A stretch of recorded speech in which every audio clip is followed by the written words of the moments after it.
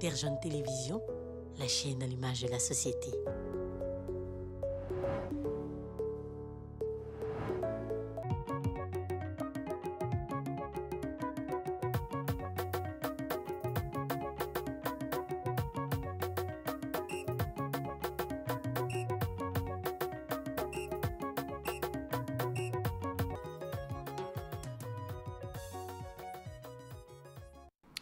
Vous êtes sur Terre Jaune Télévision, amis sportifs. Bonsoir et bienvenue à TJ Sport de ce mardi 12 août 2025. TJ Sport qui va vous parler des actualités qui courent dans le milieu sportif.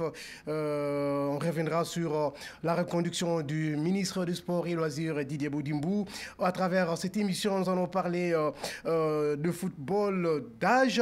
D'abord avec le CHAN, un petit bilan sur les deux sorties de Léopard. Et puis on parlera aussi du football d'âge S. La Ligue nationale de football de jeunes aujourd'hui avec les organisateurs de football d'âge. Est-ce une politique ou le défi pour relever le football congolais? Sur ce plateau, je ne suis pas seul, je suis accompagné d'un spécialiste, journaliste sportif. Il s'appelle, il n'est plus à présenter d'ailleurs, donc l'analyste maison, lui, c'est Brian Pungou. Brian, bonsoir. Bonsoir JC Kankou et bonsoir à tous les téléspectateurs de Terre Jaune Télévision. Heureux de les retrouver ce soir. Aujourd'hui, c'est moi qui suis comme invité. Exactement, les sentiments partagés parce que nous partageons encore le plateau, mais cette fois-ci, le bâton de...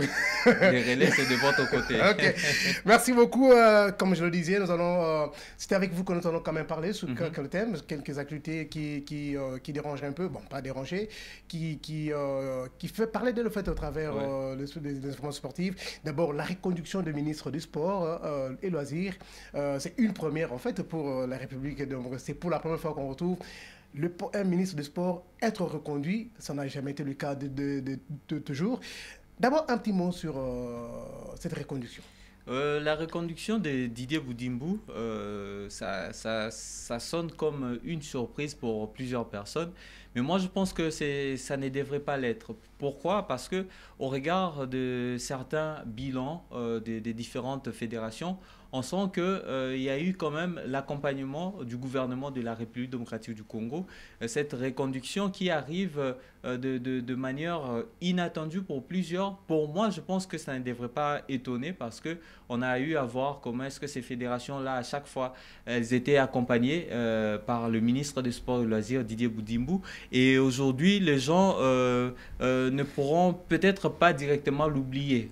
Beaucoup sont en train de parler concernant les contrats de sponsoring avec le club européen, mais il ne faut pas oublier qu'avec Didier Boudimbou, il y a eu beaucoup d'efforts qui ont été consentis afin comment je peux dire, de faire considérer aussi d'autres disciplines au-delà du football. Okay. Il y a quand même le basketball, il y a le handball, il y a plusieurs disciplines là qui se sont senties quand même concernées par le ministre des Sports Didier Boudimbou, et je pense que c'est peut-être ça la raison qui a poussé le chef de l'État à pouvoir renouveler sa confiance. Si je comprends bien ce que vous dites, Boudimbou, bien Didier Boudimbou, c'est-à-dire, comment je dirais, est-ce qu'on peut parler en termes de chance ou bien il a quand même apporté quelques points positifs dans le milieu sportif? Je ne parlerai pas des chances, je crois que chaque ministre qui passe apporte quelque chose. Et lui, à son tour, on a quand même senti qu'il y a eu de bonnes choses. C'est vrai, dans les parcours d'un humain, il ne manque pas de failles que nous allons peut-être décrier et puis essayer un peu de prodiguer de conseils. Mais je pense que, en voyant les choses, comment est-ce que ça s'est déroulé avec lui durant sa première année à la tête du ministère des Sports? S'il faudrait peut-être comparer avec son prédécesseur, ou ses prédécesseurs, on sent qu'il est quand même parmi ceux qui sont mieux cotés dans ce ministère-là. Tchembo nous a amené la coupe avec le basket 3x3. Tchembo nous a amené le titre au niveau de interscolaire, la première édition organisée par la FIFA FIFA ici à Kinshasa. Pourquoi pas seulement Boudimou doit être reconduit? Parce que c'est vrai, aujourd'hui, on peut parler, il y a quelques médailles que le ministre est en train de glaner à travers quelques disciplines, mais quand même, ce n'est pas venu avec Boudimou, parce que nous savons très bien, le karaté, le judo, la boxe nous ramènent toujours des médailles, même l'organisation, même si l'organisation, la motivation ne se suit pas. Est-ce que c'est pour ça qu'on va dire que non, il mérite d'être reconduit juste pour les médailles qui viennent des Jeux africains? Pas forcément juste pour les médailles, mais on voit comment est-ce qu'il s'est impliqué. Parce que pour participer, il ne faut pas oublier que participer à des compétitions internationales, il faut qu'il y ait l'accompagnement du gouvernement à travers le ministère des Sports qui doit effectuer ou soit signer l'ordre de mission. À l'époque, même avec les récents ministres honoraires Kaboulo, il y avait des fédérations qui décriaient la gestion de certaines compétitions qui étaient rangées dans les tiroirs. Pourquoi? Parce que les ministres des Sports, à l'époque, ne signaient pas les ordres de mission. Mais maintenant, on sent qu'il y a quand même équité et on sent aussi qu'il y a une sorte de révalorisation de certaines disciplines et surtout des disciplines qui nous apportent des médailles.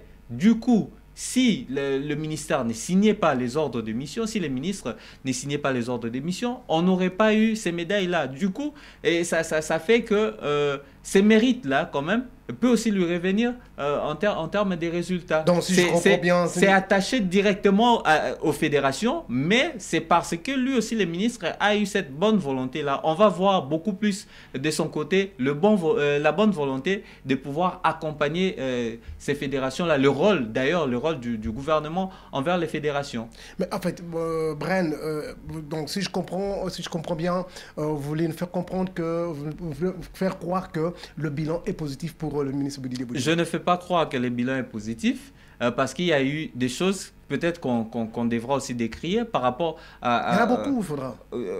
Je pense que ce n'est pas au-delà des 50%. S'il y a de bien pour Boudimou, je pense que c'est le bien qui domine. Je pense. Donc, en fait, exactement, mais parce que quand vous parlez, vous mettez plus l'accent sur la signature des heures d'émission, mais il y a d'autres clubs, il y a d'autres, si je veux parler, il y a d'autres disciplines où ils ont fait des placements qui n'ont jamais touché l'argent jusqu'aujourd'hui. Est-ce que tout ça ne pose pas problème? Ça peut poser... Est-ce que la positivité, c'est quand on signe un ordre d'émission, l'équipe nationale se déplace et en retour il n'y a pas tout ce qui doit suivre. Là c'est un sérieux problème, mais il faudra éclairer même les téléspectateurs qui nous suivent.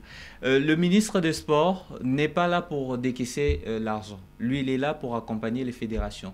Alors lui, ce qui lui revient de devoir, c'est de pouvoir accompagner. Lorsque une fédération a besoin d'un accompagnement du gouvernement, ils adressent leur cahier des charges au ministère des Sports. Et le ministère des Sports, qu'est-ce qu'il fait?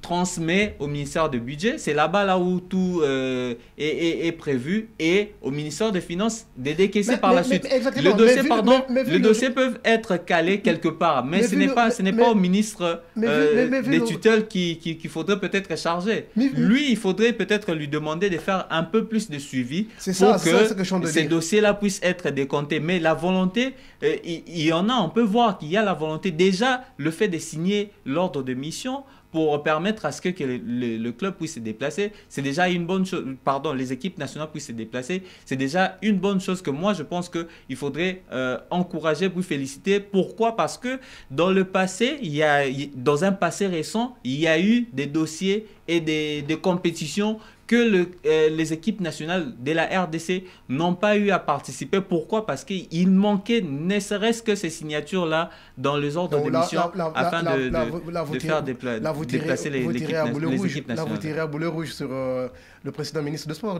Pas forcément lui, mais il y a eu plusieurs dossiers. Même avec lui-même, avant lui, il y a aussi eu des dossiers qui énervaient certaines fédérations. Et puis, il faut savoir qu'il y a des fédérations qui sont reconnues ou soit subventionnées de manière officielle par l'État.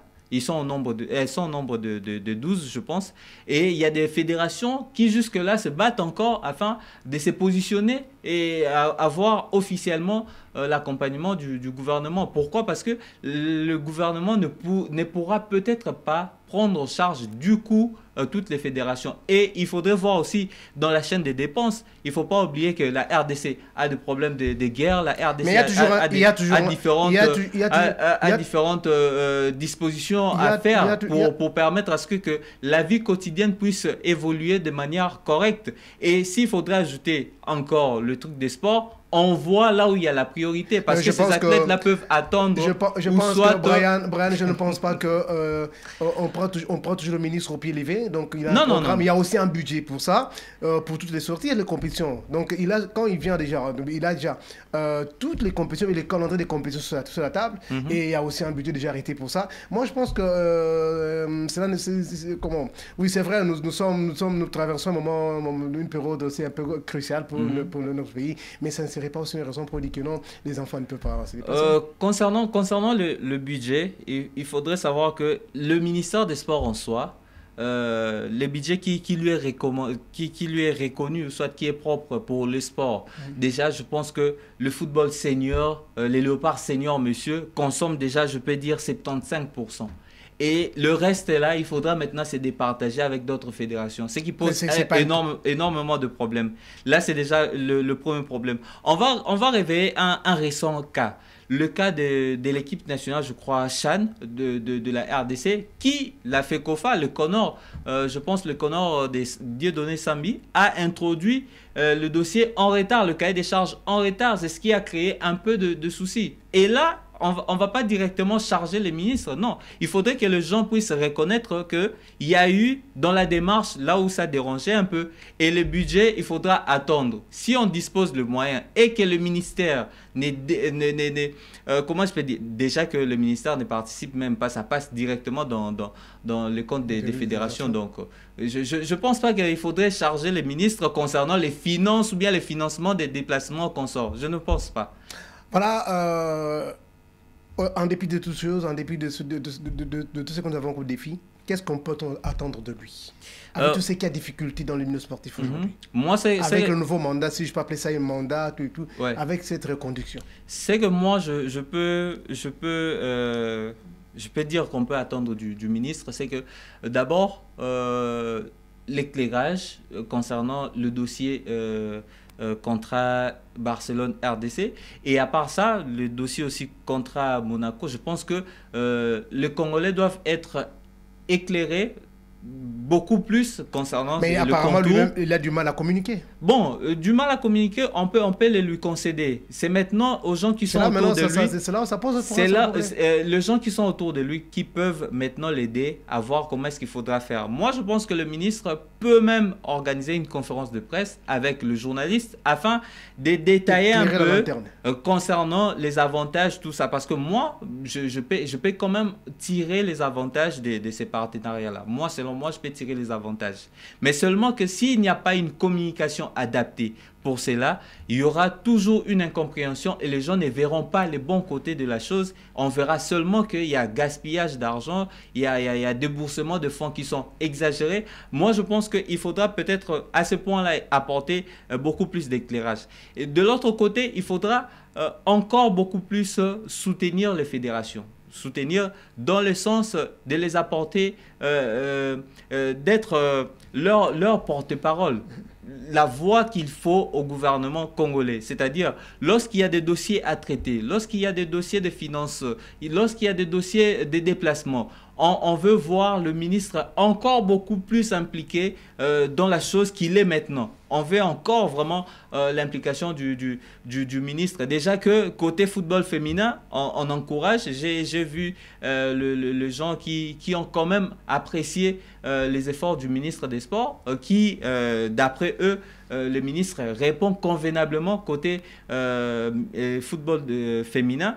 Et c'est déjà une bonne chose. Côté football d'âge, il faudra maintenant avoir aussi un œil parce que je pense pas que j'ai vu le ministre quelque part en train de regarder la compétition. La saison passée. Il faudra aussi se demander, est-ce que la LINAFJ a envoyé l'invitation au ministre? Si on envoyait... il avait dépêché, il n'était pas venu, il avait dépêché un représentant qui était même incapable de s'exprimer devant le Non, mais c'est déjà une bonne volonté. Mais un ministre qui ne parle pas. Côté parler, ce n'est pas tout le monde qui... Non, pas le ministre, son représentant. Oui, côté parler, ce n'est pas tout le monde qui est habilité à ça. Mais c'est le patron de sport. Oui, forcément. Il doit avoir une idée et quelque chose va placer dans le sport. On parle du représentant du ministre. Il représente le ministre. Voilà. Je me dis qu'il n'est pas là forcément pour parler. Sa présence représente déjà le ministre. Donc, il peut ou ne pas parler. Ce qui doit compter pour les gens, c'est que le ministre a délégué quelqu'un. S'il n'avait pas délégué, ça serait un manque de respect envers la Ligue nationale de football de jeunes. Mais déjà, le fait d'avoir délégué quelqu'un, c'est-à-dire qu'il aura de ces messieurs-là le rapport, vouloir ou pas, il va lui poser la question. Là où je vous avais envoyé, qu'est-ce qui s'était passé? Comment ça s'est déroulé? Et ça sera maintenant à la personne, s'il n'a pas pu parler devant le micro, je ne pense pas qu'il va bégayer devant le ministre. Il fera le rapport comme il se doit. S'il ne le fait pas comme il se doit, là, ça revient maintenant dans ses attributions, dans ses tâches, parce qu'on va comprendre que le monsieur n'aura pas bien fait son travail. Voilà, donc, c'est à ce niveau-là qu'on merci, va se situer. Brian, tu as beaucoup à dire. Vous avez beaucoup à dire. Et on aura le temps pour en parler. Nous allons peut-être quitter le dossier du ministre pour peut-être parler Chan cette fois-ci. Mais merci parce que vous avez... ce que nous attendons, ou bien ce que les gens doivent attendre du ministre, ou bien donc le ministre s'implique à soutenir, en fait, s'implique dans le sport, dans le développement du sport, donc soutenir les fédérations, voire même le football d'âge. Ouais. En tout cas, je crois que votre message est passé et sûrement qu'il arrivera bien dans ses oreilles. Nous allons parler cette fois-ci en 2024 avec le Léopard qui prennent part à cette 8e édition. Donc, le Léopard de la République démocratique du Congo, double vainqueur de cette compétition. Et apparemment, elle s'est en train un petit peu dépatauger en deux sorties, un match, une défaite et puis une victoire. Quel bilan d'abord faites-vous par rapport à ce match? Le bilan, c'est très difficile à dresser maintenant. Pour les deux sorties. Pour les deux sorties, je pense que c'est équilibré. C'est du 50-50, mais au regard du dernier match, je pense que l'espoir est permis. L'espoir est permis, pourquoi? Parce que la RDC a montré un autre visage, le visage qu'on voulait voir de cette République démocratique du Congo dans cette compétition. Okay. C'est-à-dire une équipe qui sait ce qu'elle vaut, qui sait ses compétences, qui sait ses armes, ses forces dans cette compétition. On est double vainqueur de cette compétition et la première sortie était un raté. La deuxième, on a gagné et on a senti qu'il y avait de la manière dans cette compétition. Je pense que le bilan, bien que ça peut être du 50-50, mais ça laisse quand même un espoir que lors du troisième match, moi par exemple, s'il fallait quitter le premier match et qu'on jouait directement l'Angola, je serais dubitatif. Pourquoi? Parce que l'équipe angolaise démontre de belles choses sur la pelouse. Et s'il fallait quitter peut-être le premier match pour jouer directement l'Angola, moi je serais dubitatif. Mais en regardant ce qu'on a eu à proposer lors du deuxième match, je pense que maintenant là, on peut espérer quand même rivaliser face à cette équipe et surtout que ça doit être un réveil du géant, un géant qui était blessé. Et vous savez que ce ne sera pas un match facile. Donc l'Angola qui sort d'une victoire presque douloureuse, c'est juste dans les dernières minutes, dernier carré de partie, quart d'heure, que cette équipe angolaise a pu faire la différence. Est-ce que vous pensez que ce sera facile devant le Léopard de la République démocratique? Ça ne sera jamais facile, quel que soit l'adversaire. Ça ne sera jamais facile. Pourquoi? Parce que nous sommes là, tous sur le même pied d'égalité. Toute sélection qui s'est qualifiée à ces championnats d'Afrique des Nations peut espérer remporter. Pourquoi? Parce que nous tous, on se retrouve qualifiés dans une même compétition. Mais c'est maintenant au staff technique, au sélectionneur national de bien étudier l'adversaire en face afin de pouvoir sortir un système de jeu qui sera solide et efficace. Et préalablement, étudier aussi des cas échéants. Pourquoi pas, au cas où on serait peut-être buté à un problème, si on pourra changer des schémas, qu'est-ce qu'on va faire? C'est là où devra se reposer le travail du staff technique d'Otis. Apparemment, on le reproche qu'il est trop émotif, il est têtu, il n'écoute pas. Donc, parce que moi, je me pose la question, ou bien je pose la question, lors de la première sortie, il a parlé de la préparation, mais parce qu'on avait perdu, mais on a gagné. Je me pose la question, il y avait une préparation supplémentaire par rapport à cette réussite. Et il a dit qu'il a pris le temps de récupérer dans les 3 jours qui avait suivi la première rencontre. Il a pris le temps de récupérer. Il a évoqué le problème de préparation. Je pense, selon moi, les matchs amicaux ratés. Selon moi, c'est un faux fuyant. C'est un faux fuyant. Pourquoi? Parce que le championnat s'est arrêté le 27 juin. Il avait suffisamment de temps. Il avait suffisamment de temps. Et à part ça, le joueur, je ne pense pas qu'il les a pris 3 semaines après. Il a pris le joueur, je crois, 2 semaines après. Et le joueur avait encore, je crois, quelques... comment je peux dire, quelques compétitions en jambes. On ne va pas dire que le joueur qui vient de Lupopo, des Mazembe, des Aigles du Congo, tous ces joueurs-là, on ne va pas dire qu'ils ont joué des matchs complaisants. Non, on a vu comment est-ce que ces équipes ont eu à jouer de la belle manière. Et lui, s'il a peut-être voulu s'accrocher, c'est parce que on l'a donné, comment je peux dire, un pied de béquille où il pouvait s'accrocher facilement pour dire que si je n'ai pas réussi, c'est parce que je n'ai pas eu une préparation adéquate. Mais après, il a gagné. Maintenant, là, on espère bien que le succès va continuer et qu'il devra faire une bonne chose afin que la sélection nationale puisse continuer sur ces pieds qu'on a eu à placer de la belle manière. Pour le match de ce jeudi, il faudra qu'il ait les oreilles pour écouter. Parce qu'il est là, il s'est fait accompagner, ce n'est pas pour rien.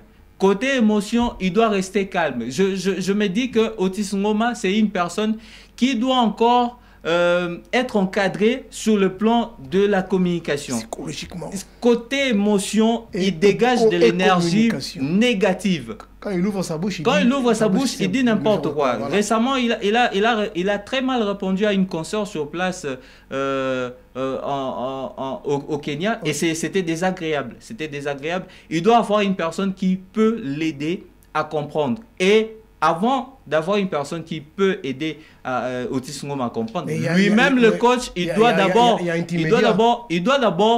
y a un non, Team Media, c'est pour l'équipe. Moi, je parle de manière personnelle. Okay. Pour lui, il devra avoir une personne qui l'encadre côté communication, qui lui apprend comment est-ce que les journalistes peuvent piéger ou soit jouer sur les plans psychologiques, mental, tout ça. Il doit avoir une personne qui sait le faire. Et aussi longtemps qu'il ne va pas avoir cette personne-là, d'abord, j'aimerais dire, aussi longtemps que lui-même ne reconnaîtra jamais qu'il doit avoir quelqu'un, ça sera déjà un pari perdu pour lui. Est-ce possible que les léopards de la République démocratique aillent encore plus loin, ou bien nous sommes en train de rééditer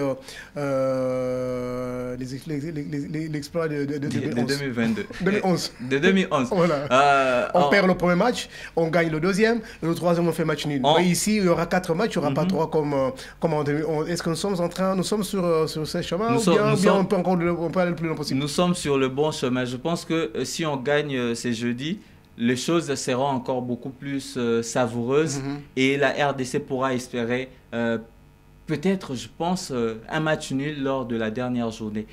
Il faudra juste rester conscient, concis et précis dans ce qu'on veut. Il ne faudrait pas aller de manière éparpillée. Il ne faut pas se compliquer la tâche. Il faut être simple, même avec les classements. Le joueur qui joue à gauche, place-le à gauche. Celui qui joue à droite, met à droite. Il ne faut pas compliquer les choses comme il a eu à faire lors de la première sortie. À force de vouloir être trop génie, on se retrouve parfois par terre. Par terre. Et vous fixez la caméra et vous regardez le coach. Qu'est-ce que vous lui dites? Otis Ngoma. Coach Otis, d'abord, bonne chance pour votre deuxième journée. Okay. Et j'aimerais essayer juste d'attirer votre attention. Gardez vos oreilles ouvertes envers le coéquipier, votre staff technique. C'est à eux aussi par moment de pouvoir vous aider Et si vous fermez vos oreilles, ça sera une très mauvaise chose. Et aussi, essayez d'être calme. Même quand tout ne va pas bien, restez calme. On a vu un Carlo Ancelotti, même lorsque le Real trébuchait, son chewing-gum ne manquait pas. Il ne manquait pas ça. Ça lui permettait de calmer les choses. Et si vous avez besoin de quelque chose pour vous déstresser, vous pouvez trouver, mais essayez à tout prix de ne pas vouloir transmettre l'énergie négative aux joueurs, ou soit de pouvoir sortir vos émotions de manière incontrôlée. Ça ne sera pas une bonne chose. Bonne chance en tout cas pour la deuxième journée. Bonne chance également, coach. Franchement, et je crois que moi je peux ajouter peut-être un mot, c'est d'assumer. Oui. Il faut savoir s'assumer. Il faut savoir s'assumer. C'est vrai, tout ne sera jamais rose. Tout ne sera jamais rose. Quand il y a une défaite, il faut savoir s'assumer. Quand il y a une victoire, il faut savoir s'assumer. Quand il y a un match nul ou quand ça ne marche pas.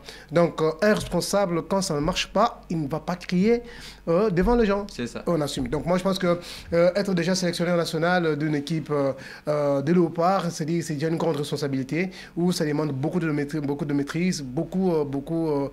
maîtrise, en fait, être encore modéré, beaucoup large, trop large, et puis écouter beaucoup, et ça va vous aider d'aller le plus loin possible. Vous êtes un grand, c'est reconnu, vous avez fait quand même un bon parcours, vous étiez dans le Motema Pembe, vous êtes passé dans beaucoup de clubs, en tout cas, vous n'êtes pas de moindre.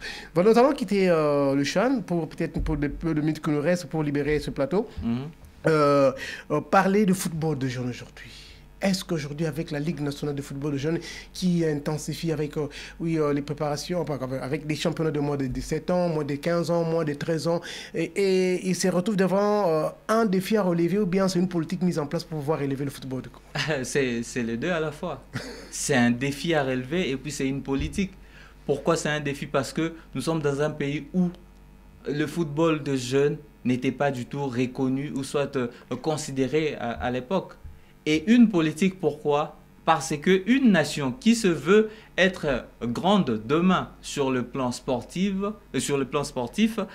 commence d'abord par préparer ces jeunes joueurs. On ne devra pas seulement être là à tendre le main envers le binationaux. Il faudrait que nous-mêmes ici, en interne, que nous ayons nos centres de formation, et ces centres de formation-là doivent être accompagnés ou soit encadrés à travers la Ligue nationale, et c'est ce qui est en train d'être fait. Je pense que c'est en même temps un défi et aussi une politique qui doit être mise en place et puis considérée par tout le monde, hein, même pas seulement le gouvernement ou bien la fédération ou la ligue, mais tout le monde, que ce soit journaliste, que ce soit fan du football. Je pense que c'est un championnat où on devrait retrouver quand même plusieurs gens qui viennent pour admirer, parce que là c'est le football à l'état pur. Exactement. Donc ce n'est pas que le joueur essaie un peu de compliquer, non. Ce qui lui vient en tête, c'est ce qu'il essaie de faire. Ce qu'il a eu à apprendre dans l'académie, c'est ce qu'il essaie de mettre en pratique. Donc je pense que ça devrait plutôt être encouragé, et pour aussi encourager ces jeunes-là, nos petits frères, nos enfants, tous ces gens-là, je pense que notre présence aussi est vraiment importante dans cet aspect-là. J'aimerais quand même vous féliciter parce que vous êtes là à tout moment pour couvrir cette compétition, et c'est vraiment une bonne chose. Si tout le monde pouvait avoir cette volonté-là, ça sera vraiment magnifique. Et si c'était médiatisé, ou soit si ça devient médiatisé comme le championnat de la Ligue 1, ça sera en fait, encore d'ailleurs, directement, on aura des petits joueurs qui peuvent une information déjà. De grands clubs. Ça part déjà qu'il y a une chaîne de télévision qui prend ça en direct. Voilà. Je sollicitais d'ailleurs c'est que Terre Jeune Télévision puisse prendre, comme nous avons un autre espace de live, pour qu'on puisse en prendre, comment faire le direct, mais la démarche n'avait pas réussi. Mais du moins, il y a une chaîne de télévision qui a pris ça, mais quand même qui travaille avec les plateformes digitales de l'INAFJ, et actuellement, on peut suivre ces enfants en direct. Mais non, en tout cas, coup de chapeau au président Zéphirin pour les efforts. Exactement, mais il est seul, parce que ces moments, quand on parle de 44 millions, bien que vous l'avez évoqué, c'est peut-être que cet argent devrait être peut-être versé prochainement, parce que là, prochainement, moi, je pourrais peut-être revenir ici pour essayer un peu d'expliquer où peut se baser le bien fondé de ces partenariats pour la RDC. Je pense que beaucoup de gens n'ont pas eu peut-être à bien étudier la chose. Bon, exactement. Moi, je peux comprendre. Okay. Mais exactement, mais il fallait quand même penser d'abord à la maison. Donc alors, il y a des jeunes qui sont en train de travailler. Aujourd'hui, nous sommes en train de parler de Matobo, on parle de Tony Talassi, on parle de qui encore, Faverdi, il y a Dylan, il y a Kafou, il y a beaucoup de jeunes comme ça qui proviennent de ces championnats. Mais aujourd'hui, peut-être qu'on le trouve, bon, c'est parce que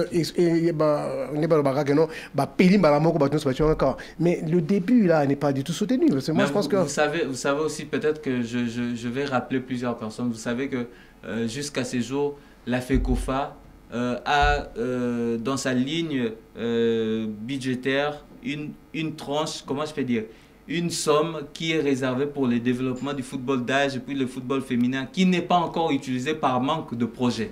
Est-ce que vous le savez? Ça, je le sais. Voilà. Ça, je le sais. Donc, on ne devra pas seulement charger le gouvernement pour une chose que la fédération peut prendre en charge, mais qui manque les ambitions, ou soit qui manque un cahier des charges adéquat pour permettre à ce que la FIFA puisse décaisser cet argent-là. C'est la FIFA... C'est une façon de subvenir... Oui, c'est une façon de soutenir comment, tous ces encadreurs. Que la fédération commence d'abord par dresser un cahier des charges adéquat et puis adresser à la Fédération internationale de football association afin d'espérer recevoir ce qui lui revient de droit. Parce qu'on peut dire que c'est le droit de la FECOFA qui n'est pas encore remis à notre fédération. Pourquoi? Parce que nous-mêmes ici, on est incapable de dire ce qu'on peut faire avec l'argent. Et la FIFA ne va pas débourser l'argent par plaisir. Les idées viennent des fois, il y a des fois les efférents pour amener des projets, mais peut-être qui ne sont pas soutenus par la fédération. Voilà, c'est là où c'est pas le problème. Donc, c'est-à-dire que certaines choses sont bloquées au niveau de la hiérarchie. C'est ça. Merci beaucoup, Brian. Peut-être pour le dernier mot avant de clôturer ces tranches. Merci beaucoup. C'était un plaisir de partager ces plateaux avec vous. Merci d'avoir pensé à moi comme invité et je remercie toute l'équipe technique de Terre Jaune Télévision et surtout beaucoup plus à nos téléspectateurs. Nous espérons être toujours à la hauteur à chaque fois que nous serons devant vous pour vous donner tout ce qui est comme analyse, tout ça. Celui qui estime que j'ai mal parlé, excusez-moi, chacun a ses avis. Moi, je donnais mon avis et je pense bien les défendre. À chaque fois que je serai sur ces plateaux, je pense que je serai toujours à mesure de défendre mes avis. Mais cela ne veut pas dire que c'est une parole d'évangile. Voilà, tout le monde peut émettre bien parlé, mon ami, bien parlé, ami sportif. Le temps nous est imparti, vient toucher à la fin et c'est parti que nous allons mettre fin à cette émission d'aujourd'hui. Merci de nous avoir suivis. Vous avez suivi de partout, sous l'étendue de la République démocratique du Congo, du côté de Brazzaville, au Gabon. On reçoit des messages de partout. En tout cas, merci. Restez branchés sur nos antennes en programme de Terre Jaune Télévision. Au revoir et on se voit à la prochaine.